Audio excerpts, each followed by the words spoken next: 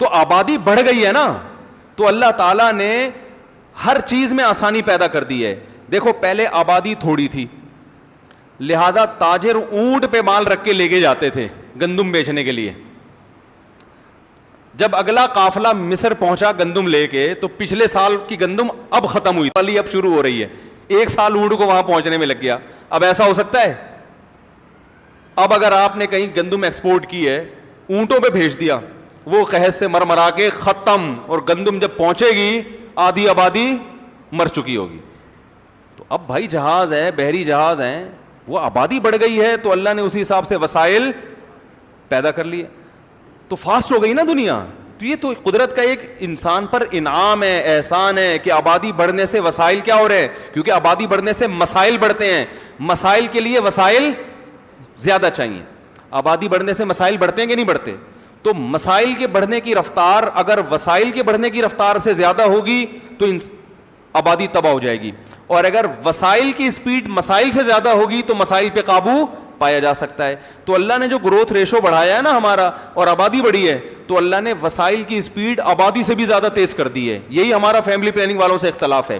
وہ ہمیں آبادی سے بڑھتے ہوئے مسائل تو بتاتے ہیں, لیکن وسائل کی اسپیڈ اتنی بڑھ چکی ہے اس پر ہماری توجہ نہیں جانے دیتے. وسائل کی اسپیڈ مسائل سے زیادہ ہے.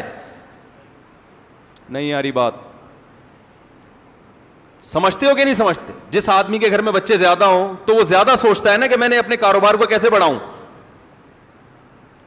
وہ زیادہ سوچتا ہے. تو اللہ کا نے وعدہ کیا ہے کہ بھائی میں اولاد دوں گا تو رزق بھی دوں گا, تو اس کے سوچے گا تو اس کے لیے راہیں بھی کھلیں گی. عام آدمی کے لیے راہیں نہیں کھلتی ایسے, اس کے لیے زیادہ کھلیں گی راہیں.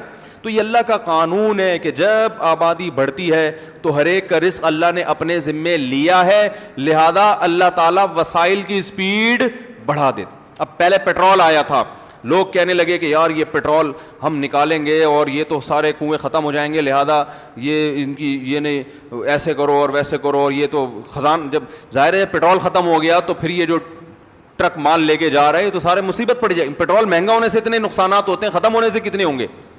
اللہ نے کہا بھائی تم استعمال کرو, یہ پیٹرول میں نے پیدا کیا ہے, یہ ختم ہونے لگے گا تو کچھ اور کر دوں گا میں. جب یہ پیٹرول نہیں تھا اونٹوں سے کام ہوتا تھا نا, اونٹ پیٹرول پہ چلتا ہے.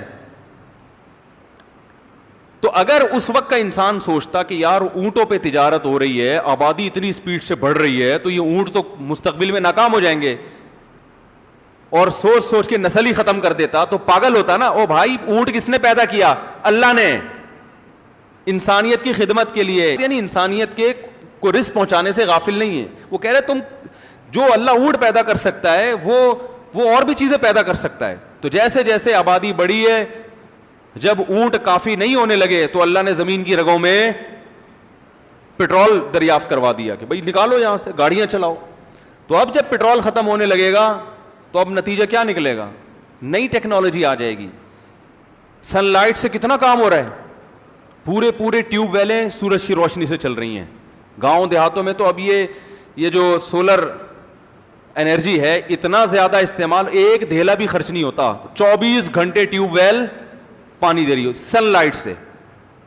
اور یورپ میں یہ زیادہ کامیاب ہے, حالانکہ وہاں سن لائٹ ہے ہی نہیں. وہ کہہ رہے ہیں تھوڑی سی لائٹ بھی کافی ہے ہمارے لیے, اتنی انرجی ہے لائٹ میں. تو یہ ایسی چیزیں دریافت